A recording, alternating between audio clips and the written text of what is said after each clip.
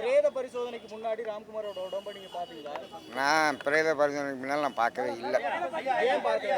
ஏன் பார்க்கல? எங்களை வந்து அனுமதிக்கலை, யாரையுமே அனுமதிக்கலை. இதுவரை அனுமதிக்காமல் வச்சுருக்காங்க. அதனால் நாங்கள் போகவும் இல்லை, பார்க்கவும் இல்லை. இல்லை ஜெயில பார்க்கும்போது காவல்துறை வந்து துன்புறுத்துனதா உங்கள்கிட்ட ஏதாவது ராம்குமார் புகார் தெரிவிச்சாரா? துன்புறுத்தலாக என்கிட்ட புகார் தெரிவிக்கலை. அது வந்து அவன் வந்து ஒன்றும் பேச விட மாட்டேன்ட்டாங்க. அவன் சொல்கிற அளவுக்கு துன்புறுத்திருக்கிறாங்க. ஆனால் என்னன்னா எங்கள்கிட்ட வந்து அவனை வந்து சொல்ல விட மாட்டாங்க. சுற்றி போலீஸ் நின்றுக்கிட்டு அவனை பேச விட மாட்டாங்க.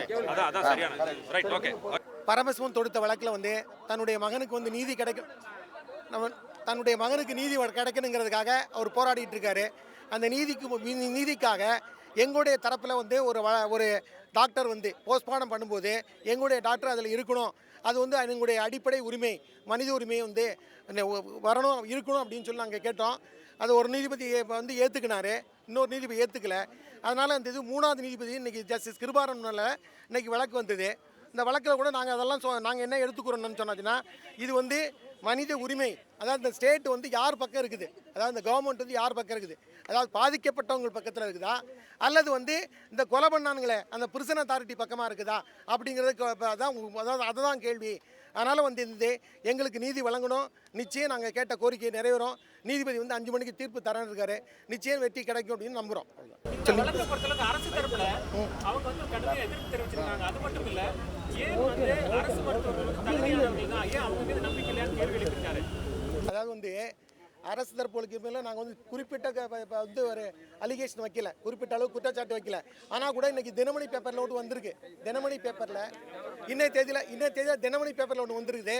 ஒரு ரேவதின்னு ஒரு மர்டர் கேஸில் வந்து அந்த முருகேசனுங்கிற டாக்டர் வந்து இதே கேஎம்சி ஹாஸ்பிட்டலில் உள்ள head of the department Murugesan சொல்லிட்டு முருகேசன் என்ன சொல்லியிருக்காருன்னு சொன்னாச்சுன்னா, அதை வந்து எலக்ட்ரோகுஷனு, அது வந்து மின்சாரம் பாய்ச்சி தான் இறந்துருக்காங்க அப்படின்னு சொல்லிட்டு ஒரு தப்பான ஒப்பீனியன் கொடுத்துட்டாரு. ஆனால் வந்து அந்த ரேவதியோட குடும்பத்தினர் வந்து திரும்ப அந்த வீடியோ வந்து இன்னொரு டாக்டர்கிட்ட காமிச்சு இன்னொரு டாக்டர் ஒப்பீனியன் என்ன கொடுத்தாருன்னா, இது வந்து ஏற்கனவே கொலை பண்ண பிறகு தான் அந்த மின்சாரம் பாய்ச்சப்பட்டிருக்கு அப்படின்னாரு. அதனால் வந்து என்னாச்சுன்னா திரும்ப சிபிசிஐடிக்கு வழக்கு போய் அது கொலை வழக்காக பதிவு பண்ணி இன்றைய தேதியில் மகளிர் நீதிமன்றத்தில் இந்த வழக்கு நடக்குது.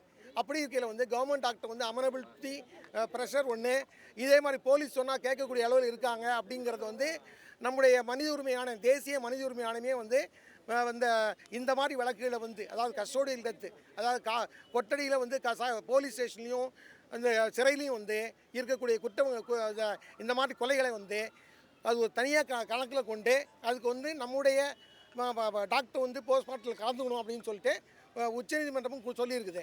அதெல்லாம் அடிப்படையில் வந்து நீதி கிடைக்கும்னு நம்புகிறோம். அந்த சந்தேகத்தை நாங்கள் என்ன சொல்கிறோன்னா, கஸ்டோடியல் டெத் வந்து ஸ்பெஷல் கேட்டகரி, மற்ற எல்லாரும் சாதாரண நடக்கிறது கிடையாது.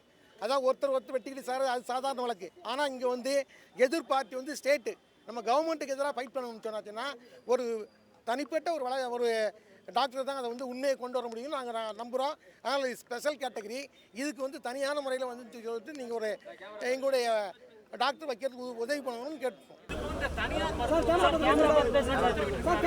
இதுக்கு முன்னாடி ஏற்கனவே உத்தரவிட்ட பல்வேறு வழக்கு தீர்ப்புகளை வந்து சொல்லிட்டு பார்த்திபன் ஒரு வழக்கு போட்ட வழக்கு, கோகுல்ராஜ் வழக்கு, அப்புறம் தருமபுரி வந்து நம்ம இளவரசன் வழக்கு, இது போன்ற வழக்கில் வந்து சொல்லிட்டு எஸ்பிஎஸ் கல்லூரி வழக்கு, இந்த மாதிரி வழக்குகளில் வந்து சொல்லிட்டு இந்த நீதிமன்றமே வந்து ஒரு தனியார் மருத்துவரை வந்து நமக்கு துணைக்கு வச்சுக்கலாம், அவங்க மேலே நாங்கள் அலிகேஷன் சொல்ல இருந்தால் கூட தனியார் டாக்டருக்கு வச்சுக்கலான்னு சொல்லிட்டு உத்தரவு போட்டிருக்கு. அந்த உத்தரவுலாம் நாங்கள் கொடுத்துருக்கோம்.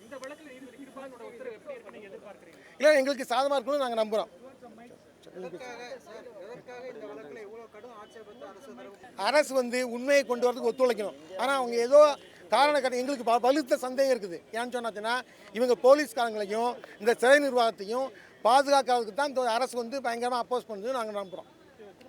அதாவது அரசு தரப்பு மருத்துவர்கள் போஸ்ட்மார்ட்டம் செய்ய வேண்டும் என்பதை நாம் முற்றிலும் மறுக்கவில்லை, வேண்டாம் என்றே சொல்லவில்லை. பாதிக்கப்பட்ட பரமசிவம் தரப்பில் நம்முடைய மூத்த வழக்கறிஞர் திரு சங்கரசுப்பு அவர்கள் வாதிடுகிற போது அரசு தரப்பில் நியமிக்கப்படுகிற மருத்துவர்களை வேண்டாம் என்று சொல்லவில்லை.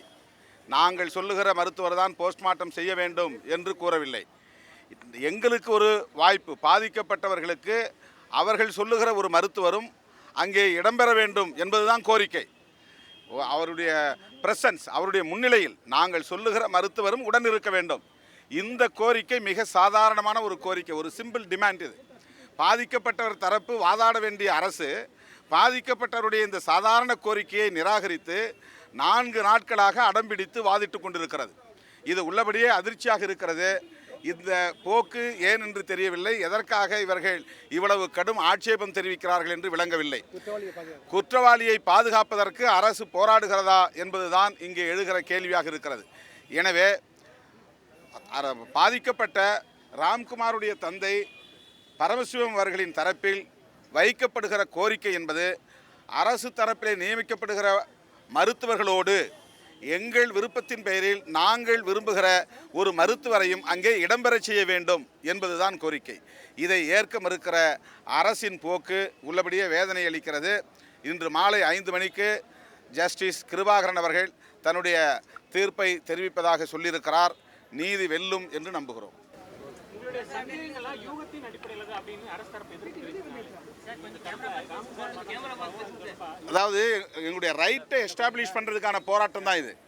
அரசாங்கத்தின் மீது சந்தேகப்படுவது என்பது செகண்டரி.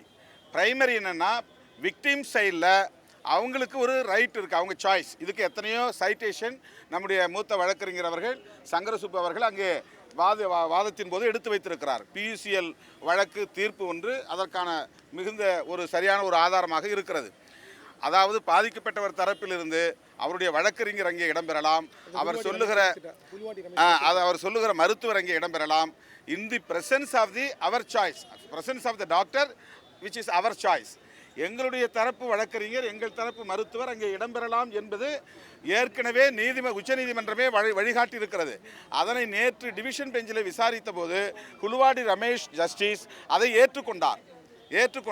ஆகவே இவர்கள் சொல்லுகிற வாதம் என்னவென்றால் எல்லோரும் வருவார்கள். எல்லோரும் எப்படி வர முடியும்? அதாவது இந்த வாதம் என்பதே ஒரு சொத்தை வாதம். எல்லா கேஸ்லையும் அரசாங்கத்தை நம்ப மாட்டாங்க, அதனால் இது அனுமதிக்க முடியாது என்று சொல்லுகிற வாதம் ஏற்புடையதாக இல்லை. ஏதோ ஒரு உண்மையை அவர்கள் மறைக்க பார்க்கிறார்கள் என்பதுதான் இதிலிருந்து தெரிய வருகிறது. என்றாலும் கூட கிருபாகரன் ஜஸ்டிஸ் அவர்கள் நிச்சயம் நீதி வழங்குவார் என்று நாங்கள் நம்புகிறோம்.